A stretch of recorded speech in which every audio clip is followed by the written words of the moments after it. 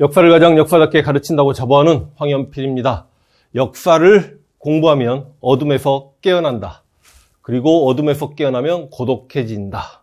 그 고독에 여러분들을 동참시키고자 이렇게 유튜브를 했고 많은 칭찬과 격려를 받은과 동시에 생각이 다른 또 많은 이들로부터 비판 역시 상당히 많이 들었습니다. 썸네일을 보셔서 아시겠지만 또 정치 이야기 하려고 하는 거 아니냐라고 이야기하시는 분들이 많습니다만 역사라는 학문을 공부하는 이유는 과거의 어떤 사실들, 나열된 사실들만을 공부하기 위한 게 아니라 과거의 어떤 역사적 사건이나 아니면 어떤 인물을 해부해 보고 난 이후에 나름의 역사관을 가지고 지금 현실의 여러 가지 상황 인식에 올바르게 대처할 수 있는 능력을 키움과 동시에 미래를 예견할 수 있는 능력까지 키우는 학문이 역사라고 생각합니다. 그리고 역사와 정치는 불가분의 관계입니다. 실제로 훌륭한 역사서를 남긴 많은 이들, 예를 들어서 고려에 삼국사기를 썼던 김부식은 고려 최고 관직인 문화 시중직에 있었으며 고려사를 썼던 김종서나 정인지 같은 경우 역시 두 분 다 정승직을 경험합니다. 규장과 검수관의 유두공 역시 발해고를 썼지요. 그래서 오늘 제가 현실 정치 이야기를 좀 해볼까 합니다. 역사를 공부하다 보면 소수의 기득권에 집중되어 있던 여러 가지 이익과 권력을 분산시켜서 다수의 민중들에게 나눠주려고 했던, 다수를 위한 정치를 했고 다수를 위한 자신의 직에 종사했던 분들이 현재의 역사에서 각광받고 존경받습니다. 세종대왕께서는 성리학자들, 유생들이 가지고 있는 문자 권력을 깨고 한글을 만들어서 다수의 백성들을 위한 문자 한글을 만드셨습니다. 이순신 장군께서는 그 오랜 시간 전장에 계시면서 문신 권력자들의 탕상 행정 기득권에 굴하지 않고 자신이 생각하는 국가와 민족을 향한 전술을 전개했다. 그래서 역시 기득권에 저항하셨고 어떤 기득권에도 발을 담그시지 않으셨다. 조선 후기 정조대왕은 정말 노론, 일당, 독재 그 기득권에 맞서서 백성들을 위한 정치를 펼치기 위해 노력했고 김구 선생님께서는 그 어려운 시절에 임시정부를 이끌어 나가셨고 해방 이후에 친일 기득권 세력에 맞서서 민족의 분단을 막고 통일된 한반도 국가를 수립하기 위해 노력하셨습니다. 제가 왜 이 네 분 이야기를 했냐? 바로 이재명 후보께서 가장 존경하는 우리 역사의 4명의 위인이 세종대왕, 이순신 장군, 정조, 그리고 김구 선생님이었습니다. 작년 12월 24일 그 바쁜 시간을 짬을 내어 이재명 후보께서 우리 연구실을 방문해 주셨고 저는 연구실 앞에 있는 엘리베이터에서 이재명 후보를 기다렸습니다. 이재명 후보를 처음 만났을 때 느낌은 일단 피부가 너무너무 좋았고 눈빛이 살아있었으며 대화를 나눠보니 목소리에 장중함이 있었습니다. TV에서는 그 인물됨을 다 담지 못하는구나 라는 안타까운 생각이 들었습니다. 대통령 후보를 만난다라고 생각했습니다만 그때 이재명 후보를 만났을 때 내 느낌은 내가 그냥 대통령과 대화를 하고 있구나. 나중에 대선 결과가 어떻게 나오냐에 따라서 황연필 사람 본 눈이 그것밖에 안 되냐 그런 소리를 듣더라도 제 느낌은 분명히 그랬습니다. 역사 의식이 너무 선명했고 투명했습니다. 이재명 후보가 내뱉는 말들은 머릿속에 뇌에서 나오는 생각들을 그대로 입으로 쏟아내는 사람이지 절대 중간에 각색하거나 자신을 꾸미지 않는 사람이었습니다. 내가 볼 때만큼은 너무나 훌륭한 역사관을 가지고 있었습니다. 이 이재명 후보께 이순신의 바다 제 책을 선물해 드리면서 5년간 대한민국의 이순신이 되어 주십사라고 정중하게 글을 썼습니다.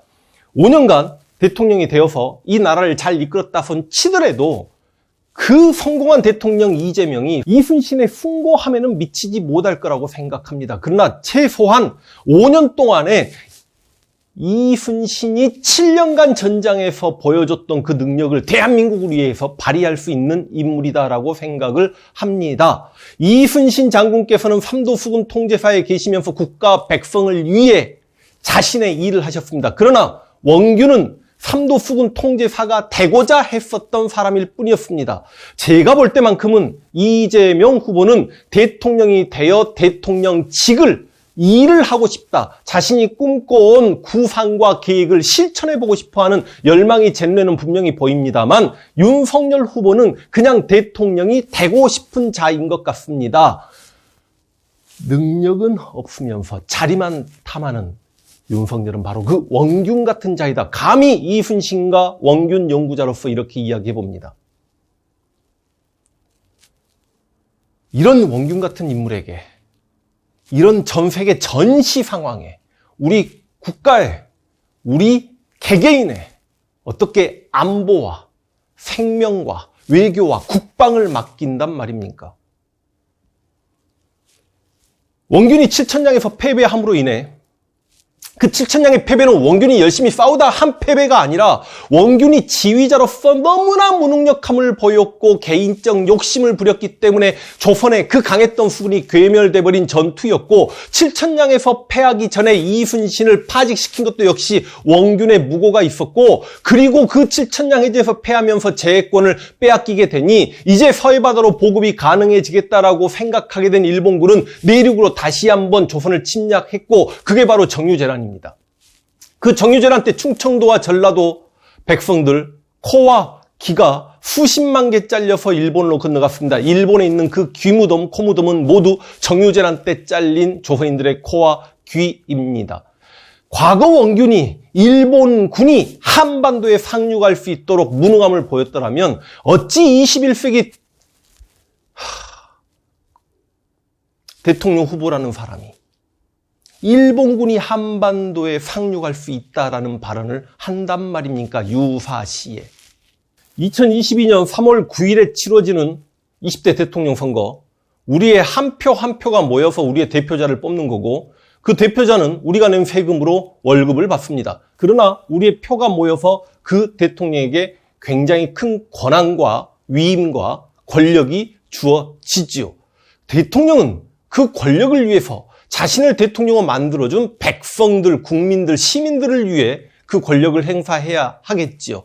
어린 시절부터 서민들의 힘든 삶을 몸소 체험했던 이가 대통령이 되고 그 권력을 가졌을 때 그 권력을 누구를 위해 사용하겠는가 한 번쯤 생각을 해보시고 어떤 이가 대통령이 되면 그 권력이 친일, 반민족, 친독재, 친재벌 그리고 검찰공화국 그리고 말도 안 되는 기레기와 검찰과 재벌이 짝짝꿍하는 그 기득권을 위해 쓰여질 수 있음을 알기에 역사를 공부한 저는 당연히 이재명 후보를 적극 지지합니다. 여러분이 개인적으로 진보주의자라고 생각하신다면 진보라는 넓은 토양 위에 문재인이라는 나무 옆에 이제는 이재명이라는 나무도 심어서 우리가 잘 가꾸어 보자라는 말씀을 드리겠고 나는 아직 표심을 정하지 못했다라고 생각하는 중도이신 분들에게는 아까 말씀드렸던 이 전시 상황에 어찌 우리의 외교와 안보와 국방을 원균 같은 이에게 맡길 수 있겠는가 말씀드려보고 싶습니다.